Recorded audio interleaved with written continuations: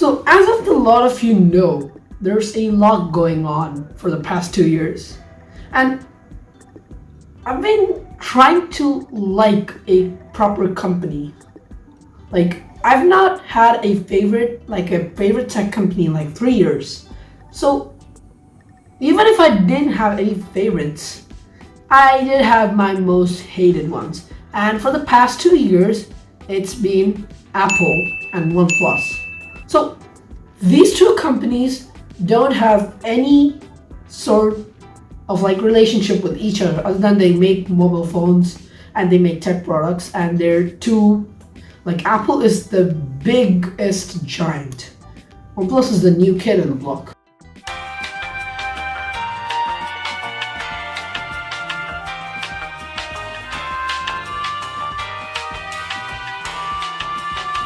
Like, it's just entered like the mainstream market. But there are some common things with both of them, and I hate both companies because of this. So I'm gonna be answering those top 3 things that I actually like hate, and this drives the hate for these companies. And OnePlus in special has really disappointed me.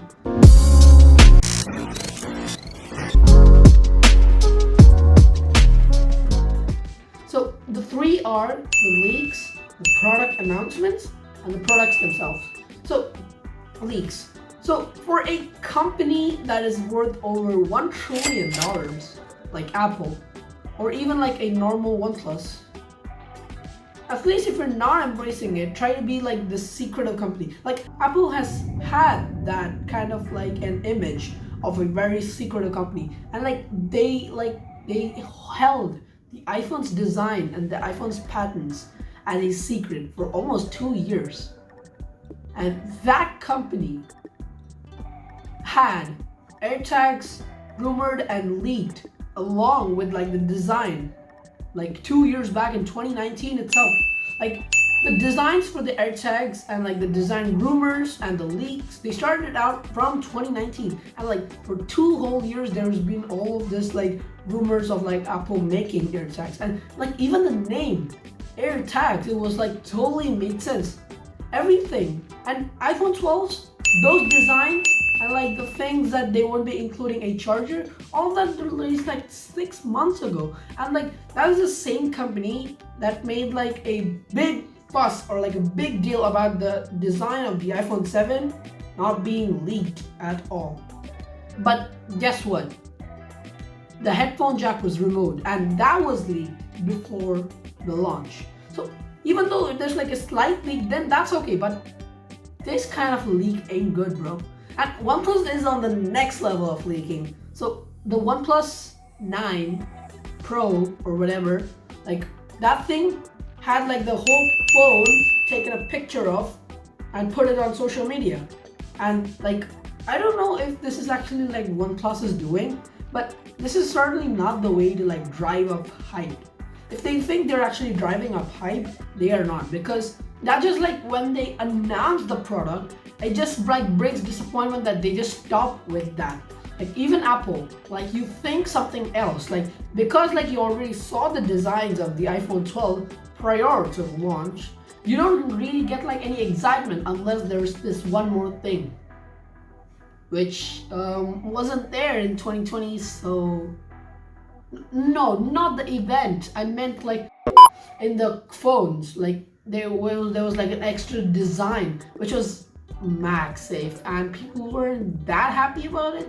Like, it was just magnets around a wireless charger to improve efficiency, but again, wireless charging is proved to be 47% more wasteful compared to wired charger. So why though? And then, so like, leaks play a part. And what about product announcements? Like, Apple, have you noticed that Apple and OnePlus have been like making so much noise in 2020 and 2021? In April 2020, OnePlus introduced the OnePlus 8 Pro and the 8. And then again in July, like, OnePlus created so much of hype for their OnePlus Nord. But then again, they made a lot of hype for the 8C and the Bud Z, and then they launched the N10 and the N100. What's going on? And then out of nowhere, they drop a OnePlus Band, which is nothing but just a simple, normal wrist tracker for like the same price with just OnePlus. Stick to it, that's it. And then they made the OnePlus Watch. So like, it's just like a product announcement, like just flourishing product. Apple, on the other hand, Apple has their own sweet thing. So at the year start, they introduced iPhone SE. That was fine. Like, people really wanted a budget iPhone. Budget iPhone, to be specific. So that was fine. But then wait a minute, there was WWDC. So after WWDC, there was the time flies, then the high speed, and then the one more thing. And that was making a hell of a lot of noise everywhere. And people knew when the time flies even came that there would be any iPhone. How did they know that? How are they like knowing that prior? And all those leaks lead to disappointment when like the product announcement has been. And in the product announcement, if they're collabing or if they like introducing one like gigantic like standard feature, they make a huge fuss about it. Making a huge fuss about it isn't the thing, but just like hyping it up too much. Again, expectations versus reality, same thing. So for OnePlus's case, it's in the OnePlus 9 series where they hyped up the Hasselblad thing too much. Like, everywhere it was Hasselblad. People couldn't take it. Like, they were doing too much. And what did Hasselblad contribute? Just the color calibration. And they made all of this like 3-year plans and then like $150 million partnership. Sure, OnePlus, but like, you're not getting the lenses from them like what Sony is doing with Zeiss. You're just tuning the color and the color calibration. So that will help, but that also is like one of like the minute parts of like when you take a photo.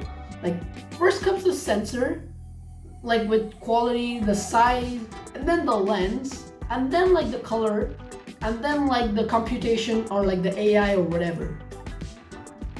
So that is a minute spot. So that is just making too much of noise. And what happens when you use the Hasselblad camera? That I'll come to that with the products. So Apple, what did Apple make so much of noise about? Apple didn't collab with anyone. 5G. Today, we're bringing 5G. 5G. Like, there's a whole big like song on YouTube, like as made as a meme for like the 5G. It goes like 5G. So, and Apple like emphasized so much, but listen to me. Not all of the world, not even like most countries in the world have 5G. Like, okay, UK and US, they both have it, but you have to go to particular places to experience 5G, and you can't use 5G like you're using like 4G. Like, there's millimeter wave, and then what's the other one? So there's a lot, and like the 5G is totally like mixed, and people are jumping to 6G now, and like they're making like a huge fuss about it, and you can get 5G in like lower end phones. But like the thing that they're actually like doing wrong is again like at the product. But Apple made a huge fuss about 5G on like all of their iPhone 12 series, and 5G is useless at places where you can actually test it. So, and currently we're being in COVID-19 pandemic, and we can't go outside. So okay, so the products themselves. So for OnePlus, its problems were starting when like its Nord series launched. So like the first Nord, it was fine. It was a fine phone. It all valued a little bit of good value, but then like after some time, there was the OnePlus Nord N10 and N100. Okay, so I've heard many YouTubers say that the N100 gets away with this because it's pretty good value. Hear me out. It's not. I've seen like better like 700 series chipset phones for that price. And what did OnePlus give? Snapdragon 460.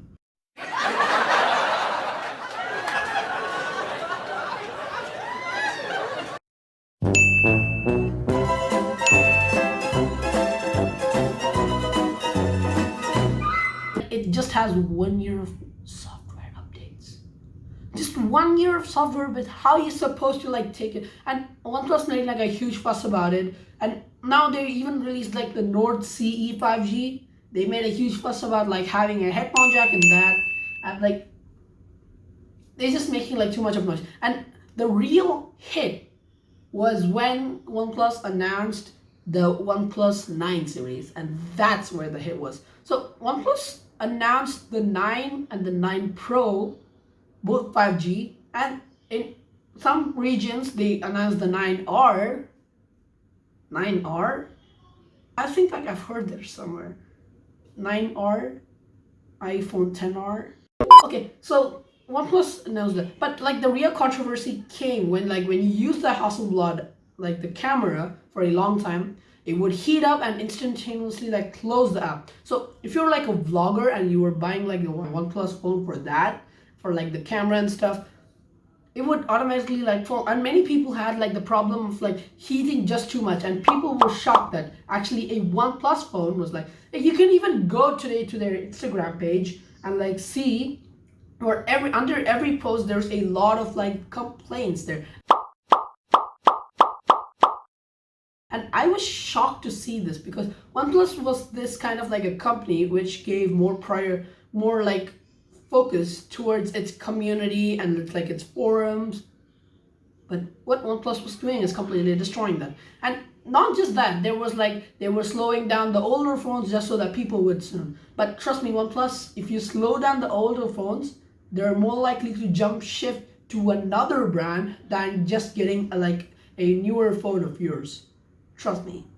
So there was that, and that was a huge disaster. And especially like the OnePlus 9 5G had like a lot of differences from the global version and the India version. So the Indian version does not have any sort of wireless charging at all, not even 5 watts. So the global version has 15 watt of wireless charging, and the Indian version does not have any source of wireless charging. And you don't have like all the 5G bands that the global version has, and India just has like 2 5G bands. So what is OnePlus doing? Why is OnePlus doing all of this? And like there was like in January, like a lot of YouTubers was posting, and even I was wanting to post, but then like I was like, never mind. But then like there were a lot of people like posting. Even the man NKBHD said like OnePlus has turned into someone that we don't know, and he kept repeating this. Like, you either die as a hero or you live long enough to see yourself become the villain. And I agree on that, but OnePlus has become into a joke right now, considering it's doing all of this. And this has made the people angry and irritated at the same time, because OnePlus isn't such a company. And like the heating issues, the customer problems, the 9 variant causing so much of damages, making a huge fuss about Hasselblad, just ain't the route to go, OnePlus. Just not. And Apple, on the other hand, we forgot about Apple, right? I was talking this whole video about 2 different companies. So Apple, on the other hand,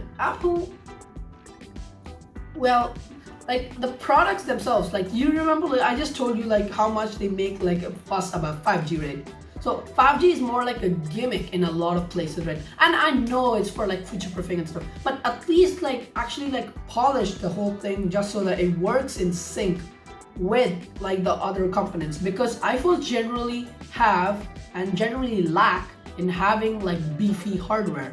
Like comparing a iPhone 12 Pro Max with a flagship S21 Ultra, it feels like playground bullying when it comes to hardware. But when it comes to software, everything is in sync, because Apple makes everything from the chipsets and even the software. So it can like actually make things work with like being more energy efficient. But the thing is that iPhones have never been good for battery. Like in 2019, for example, you took the iPhone 11. The iPhone 11 was a big success because like it was a cheap iPhone. It was in the correct speed spot of being a middle ground between 5.8 and 6.5 inches. So it was 6.1 inches. And even though it had a 720p screen, not really people care because it had a beefy battery and it got through them all the day. And they paid only $700 for it instead of paying for like the higher end models. But what Apple did was that with that they just like ate all of that and chewed it down their stomach, because these two new iPhone 12 mini and iPhone 12s ain't that good. Okay, they're the same thing, but because of the new 5G modem, they like shrunk the battery a lot. And because they shrunk the battery and the 5G eats up more, what did Apple do? They added OLED screens only this year just so that it takes a more bigger toll on the battery. So this year's battery was like reduced just so that it can fit the 5G modems. iPhone 11 Pro Max had around like 3,969 mAh of battery, while the iPhone 12 Pro Max had 30687. So 3969, 3687. So that might not be big, but considering that iPhones have good standby time and like the sync, and iPhone like generally having like 5G as well, it can take a big and a hefty toll on battery. So Apple really needs to work on that if they are wanting to like implement 5G. So that is one of the things. And another thing is that like in the products, like everybody didn't want Face ID anymore, because like we live in a world of masks, and Face ID does not work unless you have to like take your mask off and then put it back on, or you just have to use your passcode, which is insecure again. So everybody just wanted good old Touch ID back, but Apple just gave it on the lower end phone, and the lower end phone again had like a really shrunk battery, not because of 5G, because that doesn't have 5G. It's just like the iPhone 8 body, but just overall, Apple has had a more focus on gimmicks, and they can't stop the gimmick from taking a toll on necessities like battery. So there's that. So if you guys like followed through all of this, and if you guys know what to do, like you guys can now say like I actually genuinely hate these companies because of the two. And I think you might agree as well, because considering that you're the end customer who's like into all of this. And I forgot at all, like Apple removed the chargers as well. So